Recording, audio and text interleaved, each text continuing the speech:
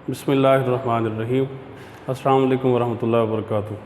Students, आज का हमारा चैप्टर नंबर 15 का जो टॉपिक है, एक टॉपिक है डीएनए रेप्लिकेशन और उसके साथ ही दूसरा टॉपिक है हमारा how does the DNA of chromosome work, कि डीएनए जो है क्रोमोसोम का डीएनए वो कैसे काम करता है। इसे सेंट्रल डॉगमा का नाम भी दिया जाता है।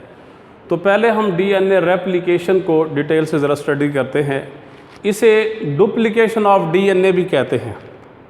डीएनए की डुप्लिकेशन आपने चैप्टर नंबर 5 में पढ़ा है कि इंटरफेज़ के एस फेज़ में जो प्रोसेस होता है उसमें डुप्लिकेशन होती है डीएनए मटेरियल की, जिसके नतीजे में जो क्रोमोसोम बनते हैं, हर एक क्रोमोसोम के पास 2 क्रोमेटिड्स होते हैं। ये कैफियत होती है बिफोर डुप्लिकेशन। एस फेज़ के बाद जब 2 क्रोमेटिड्स इसके बनते हैं तो इसे हम कहते हैं कि ये आफ्टर रेप्लिकेशन है या आफ्टर डुप्लिकेशन। तो डीएनए रेप्लिकेशन में सबसे पहले जो पेरेंटल डीएनए होता है, ये मैंने एक फ्लो शीट डायग्राम बनाई है। लास्ट टाइम मैंने जो वाटसन क्रिक मॉडल है उसमें बताया था कि डीएनए के जो डबल हेलिक्स होता है उसकी जो बैकबोन होती है वो फॉस्फेट शुगर की बनी होती है। उसके अंदर नाइट्रोजनस बेस होते हैं। एडेनिन डबल हाइड्रोजन बॉन्ड बनाती है थायमीन के साथ, साइटोसिन ट्रिपल हाइड्रोजन बॉन्ड बनाती है गुआनिन के साथ। ये लास्ट कॉन्सेप्ट है, आपको रिमाइंड करा दिया। पेरेंटल जो डीएनए है उसका जो डबल हेलिक्स है वो अनबाउंड होता है, वो खुलता है। जिस तरह जिपर खुलता है और उसके दोनों स्ट्रैंड अलग हो जाते हैं, इस तरह ये अनबाउंड हो जाता है, अलग होता है। अब एक जो स्ट्रैंड है वो एक तरफ चला जाता है, दूसरा दूसरी तरफ। इस तरह जब ये अनबाउंड होते हैं और सिंगल स्ट्रैंड अलग होता है तो जो न्यूक्लियोटाइड एब्सेंट है, नए न्यूक्लियोटाइड उनके साथ यहाँ अटैच हो जाते हैं पेरेंटल स्ट्रैंड के साथ। ये जो पेरेंटल स्ट्रैंड है इसे नाम देते हैं टेम्पलेट स्ट्रैंड का। तो टेम्पलेट स्ट्रैंड की डेफिनेशन कुछ इस तरह से करेंगे, when parental DNA unbounds, each strand of double helix which separates from each other is called template strand. इसे सांचा कहते हैं, टेम्पलेट कहते हैं। इसके साथ जो नए न्यूक्लियोटाइड्स हैं वो अटैच होते जाते हैं। अब न्यूक्लियोटाइड किसे कहते हैं, लास्ट टाइम मैंने कॉन्सेप्ट दिया था, थोड़ा सा उसे रिवाइज करा देता हूँ।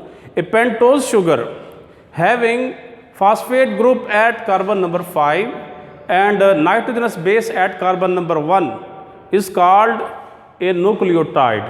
अब ये पेरेंटल डीएनए के न्यूक्लियोटाइड हैं, शुगर है, फॉस्फेट है, उसके साथ ये नाइट्रोजन बेस है साइटोसिन। अब नया जो स्ट्रैंड है ये फॉस्फेट है, शुगर है और उसके साथ नाइट्रोजन बेस है गुआनिन। इसी तरह इसी स्ट्रैंड की ये देखिए फॉस्फेट शुगर, ये बैकबोन होगी नए स्ट्रैंड की, और उसकी ये नाइट्रोजनस बेस है थायमीन। जो पेरेंटल स्ट्रैंड है टेम्पलेट स्ट्रैंड, उसकी एडेनिन के साथ ये अटैच हो जाएगा। इसी तरह पेरेंटल जो स्ट्रैंड है टेम्पलेट स्ट्रैंड, उसकी साइटोसिन के साथ नए न्यूक्लियोटाइड की जो गुआनिन है वो अटैच हो जाएगी। तो इस तरह जो टेम्पलेट स्ट्रैंड है और जो न्यू स्ट्रैंड है ये आपस में जुड़कर जो नया डीएनए है, जो डॉटर डीएनए हम कह सकते हैं, उसकी जो फॉर्मेशन है वो इस तरह वजूद में आती है। तो ये है डीएनए की रेप्लिकेशन, कि डीएनए रेप्लिकेशन में जो डीएनए का डबल हेलिक्स होता है वो खुलता है जिपर की तरह, और जो स्ट्रैंड होते हैं वो अलग होते हैं, टेम्पलेट स्ट्रैंड के तौर पे काम करते हैं। नए न्यूक्लियोटाइड्स इस टेम्पलेट स्ट्रैंड के न्यूक्लियोटाइड के साथ अटैच हो जाते हैं और इस तरह टेम्पलेट स्ट्रैंड और जो न्यू स्ट्रैंड है ये आपस में जुड़ जाते हैं और इस तरह जो पेरेंटल डीएनए है वजूद में आता है। अब ये देखें, ये 2 स्ट्रैंड अलग हो गए, ये अलग हो गए, तो ये डीएनए की रेप्लिकेशन है, डुप्लीकेशन हो जाती है इस तरह। उसके बाद हमारा टॉपिक है how does the DNA of chromosome work. Chromosome का डीएनए कैसे काम करता है, इसे दूसरा नाम दिया जाता है central dogma.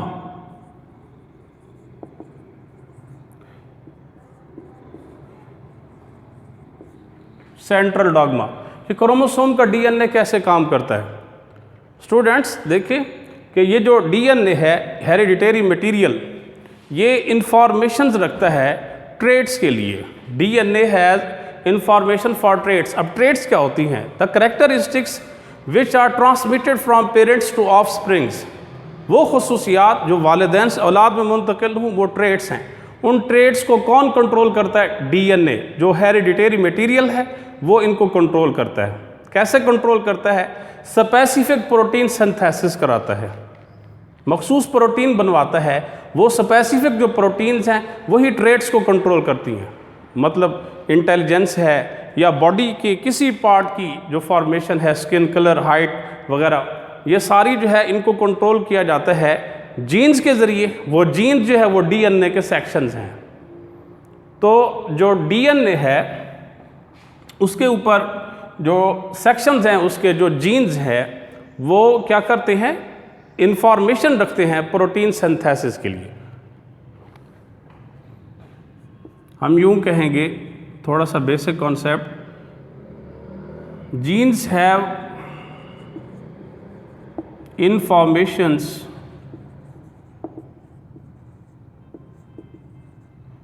For specific protein synthesis. Specific protein synthesis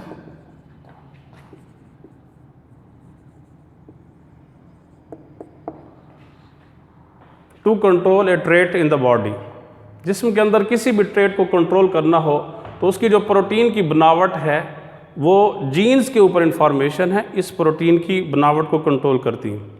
DNA जो है, डीएनए डीऑक्सीराइबोन्यूक्लिक एसिड, डीएनए से आरएनए वजूद में आता है। जो आरएनए है, जिस तरह डीएनए देखें ये डबल स्ट्रैंडेड है, आरएनए जो है वो सिंगल स्ट्रैंडेड होता है। और आरएनए राइबोन्यूक्लिक एसिड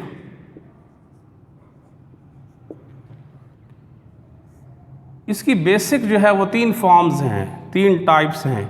एक को नाम दिया जाता है मैसेंजर आरएनए,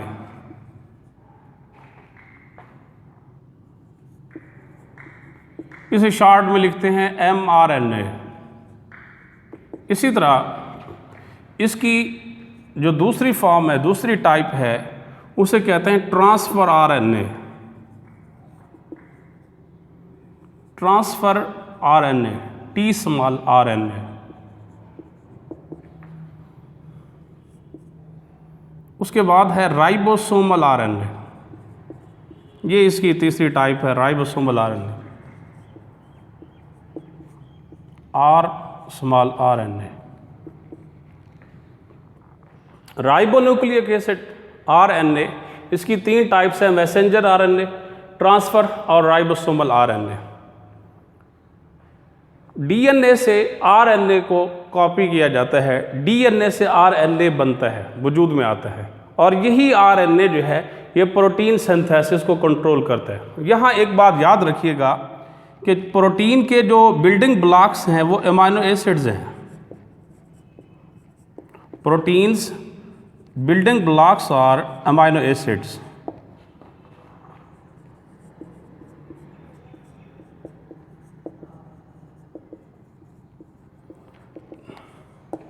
ये जो 2 न्यूक्लिक एसिड्स हैं, एक को नाम दिया जाता है डीएनए, दूसरे को आरएनए। ये जो न्यूक्लिक एसिड्स हैं ये न्यूक्लियोटाइड्स के बने होते हैं, इनके जो स्ट्रक्चरल यूनिट्स हैं वो न्यूक्लियोटाइड्स हैं। इसी तरह जो प्रोटीन है इसका जो स्ट्रक्चरल यूनिट है वो अमाइनो एसिड्स हैं। जिस तरह स्पेसिफिक अरेंजमेंट न्यूक्लियोटाइड्स की है न्यूक्लिक एसिड्स में, यानी डीएनए आरएनए में, इसी तरह स्पेसिफिक जो अरेंजमेंट होती है अमाइनो एसिड्स की वो स्पेसिफिक प्रोटीन्स में होती है। डिफरेंट टाइप्स की प्रोटीन्स हैं, तो उन प्रोटीन्स के लिए जो अमाइनो एसिड्स की अरेंजमेंट है उसे कंट्रोल करती है इनके न्यूक्लियोटाइड्स की अरेंजमेंट। तो जो पहला प्रोसेस है क्रोमोसोम के फंक्शनिंग में, उसे नाम दिया जाता है ट्रांसक्रिप्शन का।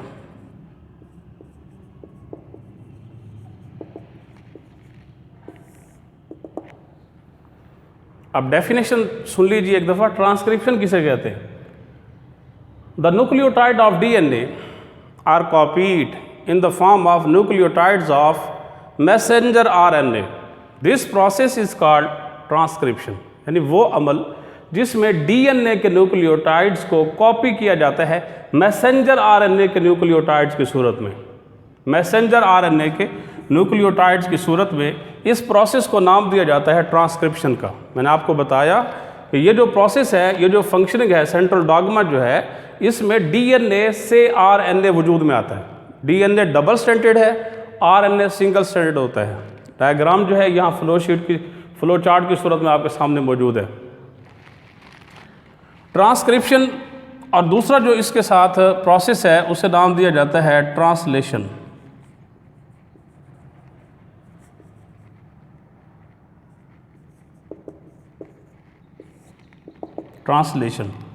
ट्रांसक्रिप्शन की डेफिनेशन मैंने बताई कि nucleotides of DNA are copied in the form of messenger RNA nucleotide, this process is called transcription. उसके बाद है translation. The nucleotides according to the arrangement of sequence of nucleotides of messenger RNA, the arrangement of amino acids for the formation of specific protein is called translation। Urdu में सुन लीजिए कि ऐसा अमल कि messenger RNA के nucleotides की तरतीब के मुताबिक एमाइनो एसिड को जोड़कर प्रोटीन्स तैयार करने का जो अमल है उसे ट्रांसलेशन कहते हैं। Translation is the process in which, according to the nucleotides of messenger RNA, the amino acids are arranged for the synthesis of a specific protein। ये ट्रांसलेशन, ये दो प्रोसेसेस जो हैं ये सेंट्रल डॉग्मा का बेसिक पार्ट है, transcription और translation. DNA के जो सेक्शंस हैं वो जीन्स कहलाते हैं।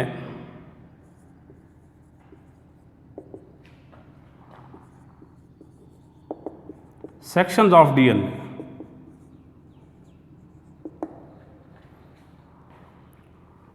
एक न्यूक्लियोटाइड जो है वो एक जीन का जो है वो पार्ट हो सकता है और स्पेसिफिक जो अरेंजमेंट है हर एक जीन्स के अंदर वो स्पेसिफिक न्यूक्लियोटाइड्स की अरेंजमेंट होती है। लेकिन याद रखना हमेशा ये नाइट्रोजनस बेस एडेनिन थाइमिन के साथ होती है, साइटोसिन गुआनिन के साथ। हमने देखा था कि जो क्रोमोसोम्स आइडेंटिकल जीन्स रखते हैं वो आपस में जोड़े बनाते हैं जिन्हें होमोलोगस पेयर्स कहते हैं। होमोलोगस पेयर्स की डेफिनेशन मैंने आपको बताई थी, दोबारा से सुन लीजिए कि होमोलोगस पेयर्स होते क्या हैं। A pair of chromosome having identical genes, chromosome का एक जोड़ा जो एक जैसी जीन्स रखता है। अब यहाँ ये बात एक्सट्रैक्ट हो रही है कि जिस तरह क्रोमोसोम जोड़ों की शक्ल में होते हैं इसी तरह जीन्स की जीन्स जो है वो भी जोड़ों की शक्ल में होते हैं। यहाँ एक चीज़ समझ लीजिए, क्रोमोसोम जो है वो सिंगल स्ट्रैंडेड भी हो सकता है, यानी उसका जो है एक क्रोमेटिड भी हो सकता है या उसके दो क्रोमेटिड भी हो सकते हैं। तो ये दोनों क्रोमोसोम्स होंगे। ये बिफोर डुप्लीकेशन, आफ्टर डुप्लीकेशन। इसका एक क्रोमेटिड है, इसके दो क्रोमेटिड्स हैं, ये दोनों हैं क्रोमोसोम्स। अब जोड़ा भी दो शक्ल में हो सकते हैं, या तो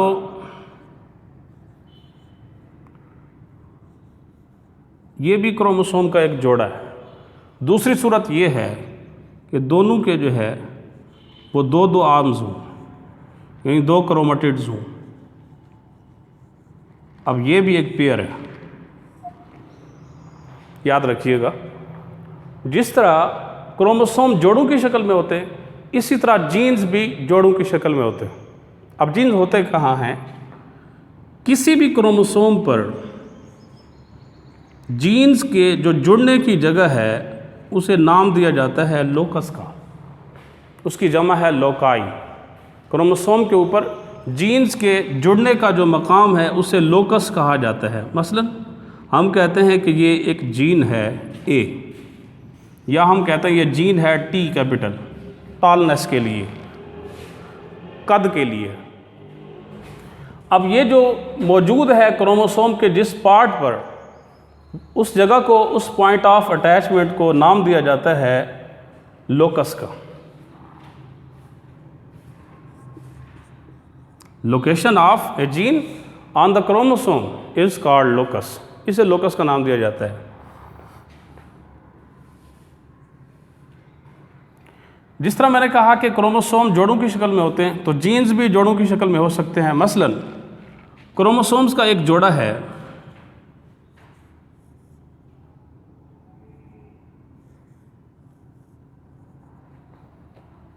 ये एक जीन है टी कैपिटल। अब इसकी दो फॉर्म्स हो सकती हैं, इस टी की, टी कैपिटल और टी स्मॉल। ये दो मुख्तलिफ इसकी शक्लें हैं, दो अल्टरनेट फॉर्म्स हैं, सूरतें हैं।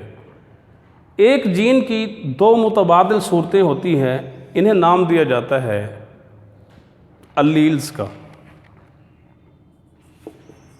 अल्लील्स, डेफिनेशन सुन लीजिए। The alternate forms of gene are called alleles. The alternate forms of a gene are called alleles. एक जीन की मुतबादिल सूरतें अल्लील्स कहलाती हैं। जीन एक ही है टी, उसकी दो सूरतें हैं, टी कैपिटल टी स्मॉल। अब ये जैसे ही क्रोमोसोम मियोसिस में सेपरेट होते हैं, मियोसिस के दौरान क्रोमोसोम अलग होते हैं, एनाफेज में, एनाफेज सेकंड में, मियोसिस सेकंड में क्रोमेटिड्स भी अलग हो जाती हैं। तो उसके नतीजे में हर एक जो गैमीट है उसमें इन दोनों अलील में से एक अलील जाएगा। जाइगोट में ये अलील जो हैं ये दोबारा जोड़ों की शक्ल में आ जाएंगे, ये अलील दोबारा मिल जाएंगे। तो इस तरह जो नेक्स्ट जनरेशन है वो हर एक पेरेंट में से एक जीन वसूल करेगा या एक अलील वसूल करेगा। दोबारा से सुन लीजिए कि ये जो जीन्स हैं ये जोड़ों की शक्ल में हैं, जिन्हें अलील्स का नाम दिया जाता है। जीन और अलील में फ़र्क जो है वो ये है कि the section of DNA that controls a specific synthesis of protein is called gene. The alternate forms of a gene are called alleles. Gene एक ही है, दो उसकी मुतबादिल सूरतें हैं। तो जब इनकी सेपरेशन होती है इन क्रोमोसोम्स की मियोसिस के दौरान और गैमीट्स बनते हैं, तो हर एक गैमीट एक अलील वसूल करता है। उसमें जो मेल गैमीट है उसमें टी कैपिटल हो सकता है, जो फीमेल गैमीट है उसमें टी कैपिटल या टी स्मॉल, इन दोनों में से कोई भी हो सकता है। जब ये मेल और फीमेल गैमीट्स यूनाइट होते हैं, फ्यूज़ होते हैं जाइगोट में, तो ये जीन दोबारा जोड़ों की शक्ल में आ सकते हैं। अब इस जो टी कैपिटल है इसके जो पेयर्स बन सकते हैं वो मसलन टी कैपिटल टी स्मॉल ये हो सकते हैं, या फिर टी कैपिटल ये पेयर भी हो सकता है, या टी स्मॉल। ये तीनों जो हैं ये अलील्स हैं टी की। ये अल्टरनेट फॉर्म्स हैं एक जीन की जिसे टी कहा जाता है।